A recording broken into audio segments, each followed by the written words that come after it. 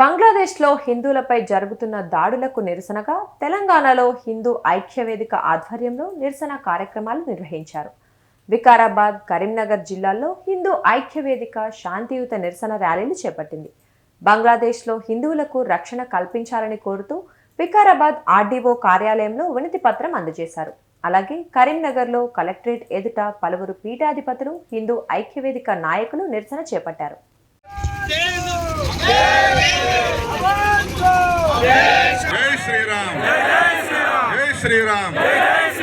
భారత్ మాతా key, Bharat మాతా key, Bharat మాతా key. Hindu ఐక్యవేదిక సభ్యులు ముందుగా Vikarabad new Ganj Hanuman దేవాలయంలో హనుమాన్ చాలీసా పారాయణం చేసి అనంతరం హిందువులకు రక్షణ కల్పించాలని డిమాండ్ చేస్తూ ప్లకార్డులను ప్రదర్శిస్తూ వికారాబాద్ ఎన్టీఆర్ చౌరస్తా వరకు ర్యాలీ నిర్వహించారు. ఈ ర్యాలీలో పలువురు స్వామీజీలతో పాటు హిందూ సంఘాల నాయకులు, పెద్దలు పాల్గొని ప్రసంగించారు. అనంతరం బంగ్లాదేశ్లో హిందువుల రక్షణకు చర్యలు తీసుకోవాలని కోరుతూ వికారాబాద్ ఆర్డీఓ కార్యాలయంలో వినతి పత్రం అందజేశారు.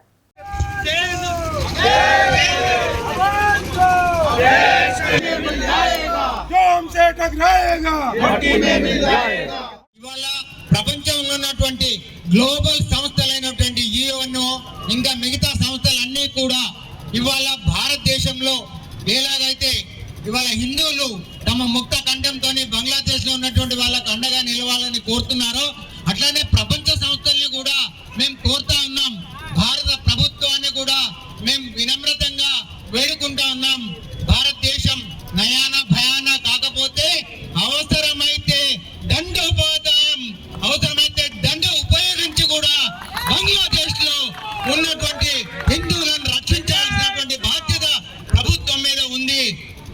మోదీజీ ఆగే బడో, హమ్ తుమారే సాథ్ హై.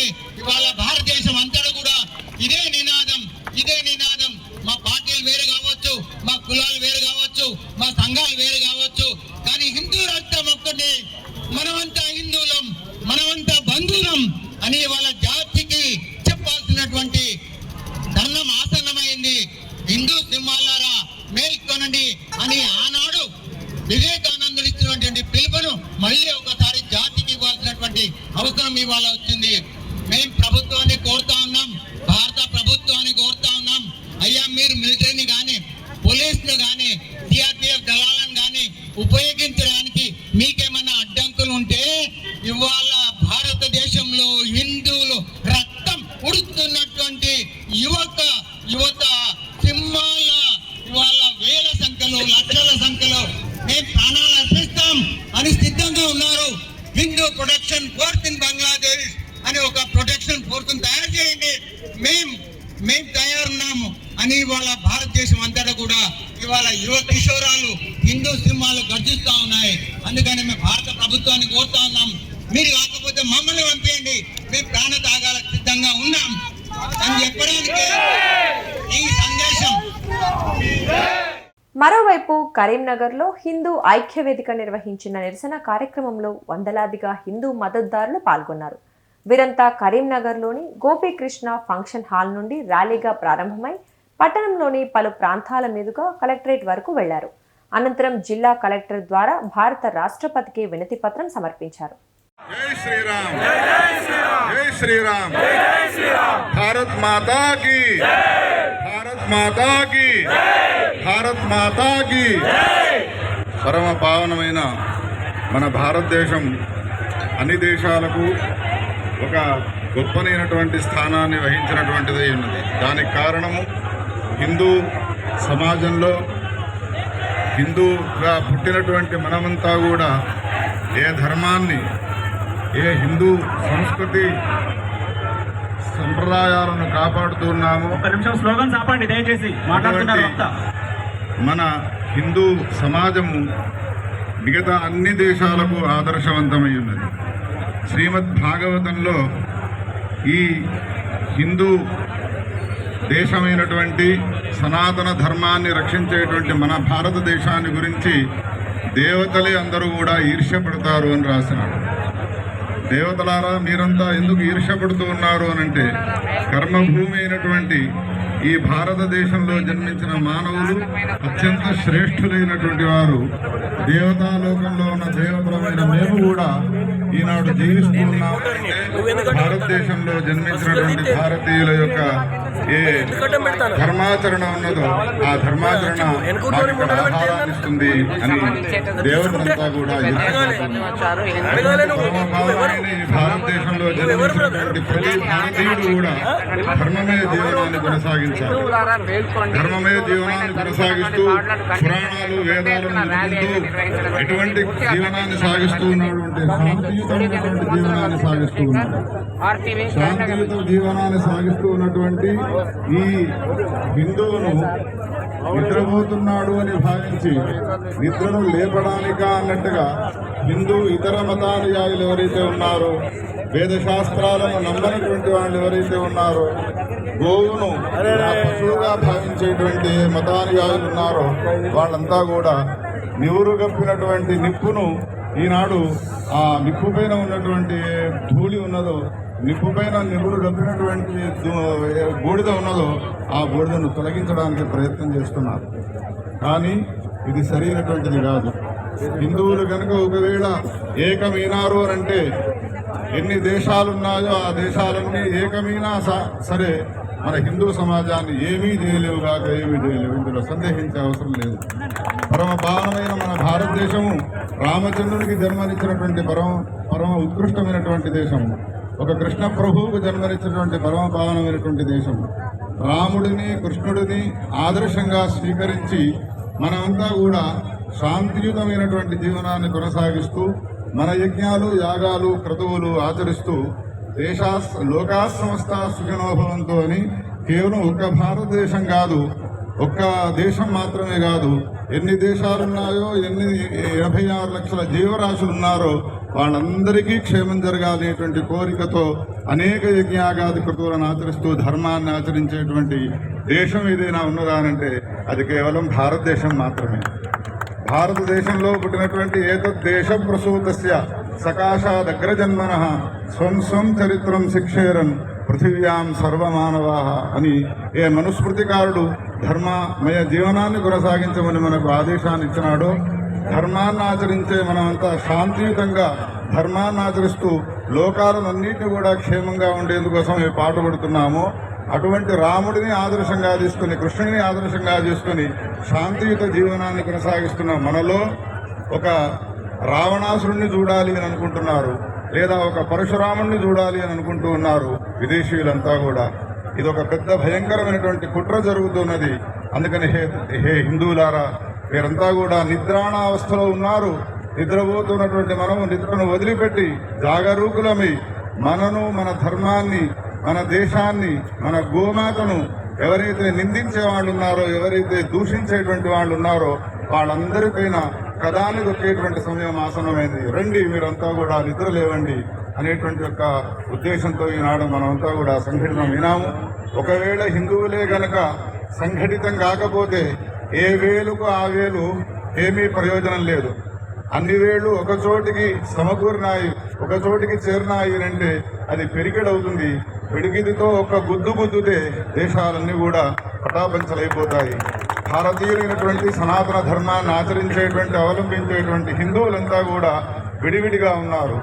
ఒకరు వైష్ణవ మతం అని, ఒకరు శైవ మతం అని అనేక రకాలైనటువంటి వేదపూర్వకమైనటువంటి ధర్మాలను ఆచరిస్తూ ఉన్నారు. ఒకవేళ వీళ్ళే గనక మన హిందువులే గనక ఏకమైనారు అంటే ఇందులో సందేహించే అవసరం లేదు.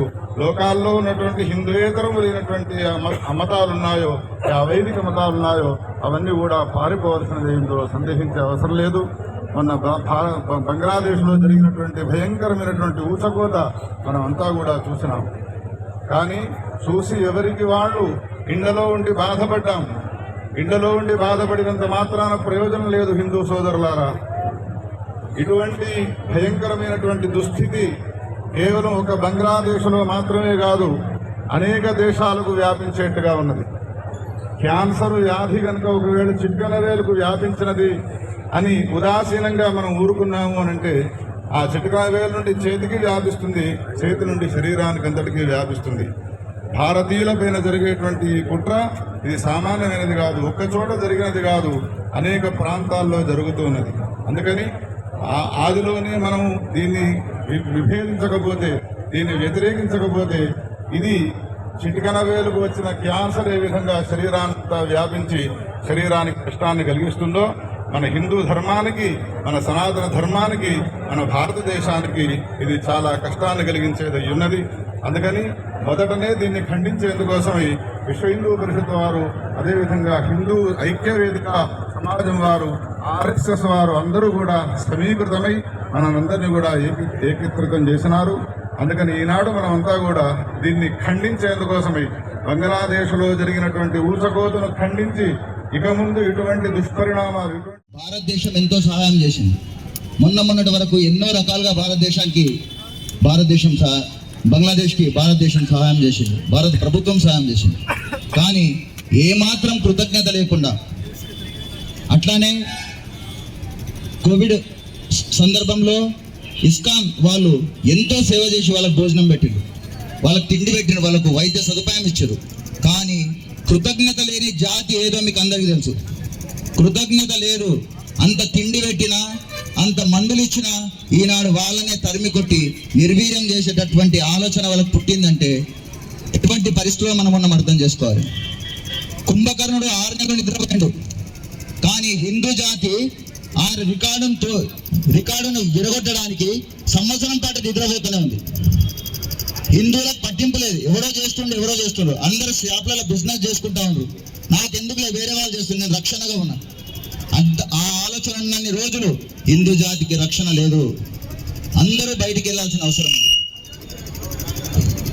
2 సంవత్సరాల క్రితం ఇక్కడ మనం ఒక యజ్ఞం చేసినాం. సర్వే జనా సుఖినో భవంతు, విశ్వమానవ కళ్యాణం కోసం చేసినాం. హిందువుల కళ్యాణం కోసమో ధర్మం కళ్యాణం కోసం చేయలే. హిందూ జాతిలో సనాతన ధర్మంలో నేర్పించేది అదే. ఏంటి? సర్వే జనా సుఖినో భవంతు, సమస్త లోకాన్ సుఖినో భవంతు. అందరూ సుఖశాంతులతో ఉండాలి, అందరూ చల్లంగా ఉండాలనే విశాల భావన కలిగినటువంటి భారతీయ తత్వం, సనాతన తత్వం ఎప్పుడైతే నిర్వీర్యం అవుతుందో ప్రపంచం మొత్తం మునిగిపోతుంది. ప్రపంచం ముందరికెళ్ళాలి, మానవత్వం ముందరికెళ్ళాలంటే ఒకటి సనాతన ధర్మం నిలబడాలి. దాన్ని నిర్వీర్యం చేసినట్టు ఏ విధంగా ప్రయత్నాలు జరిపినా హిందూ జాతి కులాలకు అతీతంగా, మనకి ఇంట్లో ఉంటే మన కులం చెప్పు, బయటకు వచ్చినాక నువ్వు హిందూవి, బయటికి వచ్చినాక కులం చెప్పకు. నువ్వు హిందువుని ఎంత ప్రేమించాలంటే మన పిల్లల్ని ఎంత ప్రేమిస్తాం దగ్గరికి తీసుకొని అట్లా హిందువుని ప్రేమించాలి. హిందువుకు సనాతన ధర్మానికి 2 తెలుసు, శాస్త్రం తెలుసు, శస్త్రం తెలుసు. ఇంతవరకు హిందూ సమాజం శాస్త్రాన్ని మాత్రమే ఫాలో అవ్వకుండా వచ్చింది. దయచేసి ప్రపంచానికి నేను చెప్తున్నా, హిందువులు శస్త్రం వైపు వాళ్ళ కన్ను పోయేటట్టు చేయకండి, వాళ్ళ దృష్టి శస్త్రాల మీద పడేటట్టు చేయకండి, మీరు నలిగిపోతారు. ఇది గత 3 నెలల నుంచి ఇది 4వ కార్యక్రమం అన్నా. ఇది గత 3 నెలల నుంచి ఇది 4వ కార్యక్రమం. అంటే భవిష్యత్తులో ఇంకా ఇలాంటి ఎన్ని దాడులు జరగబోతున్నాయో, ఎన్ని నిరసనలు మనం చేపట్టాలో, రేపటి పరిస్థితి మనం ఏంటో ఒకసారి అర్థం చేసుకునే ప్రయత్నం చేద్దాం, ఆలోచించే ప్రయత్నం చేద్దాం. హిందూ సమాజంలోకి ఈ విషయాన్ని తీసుకెళ్లేటటువంటి ప్రయత్నం చేద్దాం. ఇందాక స్వామీజీ అన్నట్టు అన్నట్టు అందరూ నిద్రలో ఉంటే కుదిరే పని కాదు ఇది. కాబట్టి ఇది మిగిలినటువంటి వాళ్ళ మీద ఎవరి మీద నిందలు వేయడం కాదు.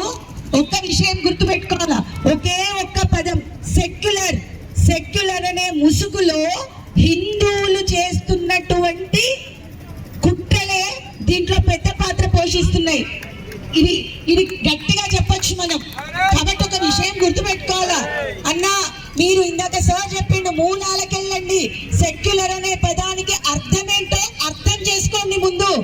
అయ్యా, ఈ దేశంలో హిందువులు ఏ రోజు చరిత్ర తిరగేస్తే తెలుస్తుంది, ఒక్క దేవాలయం పైన, ఒక్క దేశం పైన, ఒక్క జాతి పైన దండయాత్రలు చేసినట్టు కానీ, వాళ్ళ మీద దాడులు చేసినట్టు కానీ హిందూ చరిత్రలో లేదు.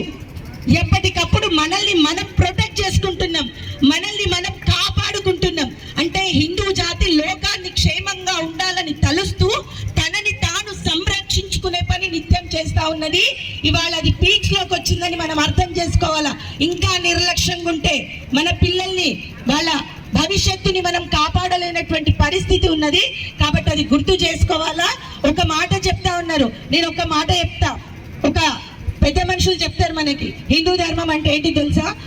ఇవాళ బంగ్లాదేశ్ విషయంలో కావచ్చు, దేశంలో జరుగుతున్నటువంటి దాడులు కావచ్చు, దేన్నైనా కూడా ఎదిరించాలంటే హిందూ సమాజం యొక్క లక్ష్యం ఏంటంటే ఒక మాట చెప్తారు, అయ్యా మామూలుగా మనం అంతా కూడా శాంతి శాంతి శాంతి, అహింస అహింస. అహింస అంటే ఏంటి? ఒక చెంప మీద కొడితే ఇంకో చెంప చూపెట్టమనేది నమ్ముతామా మనము? లోకంలో ఎక్కడైనా జరుగుతుందా? ఎవరైనా చేస్తారా?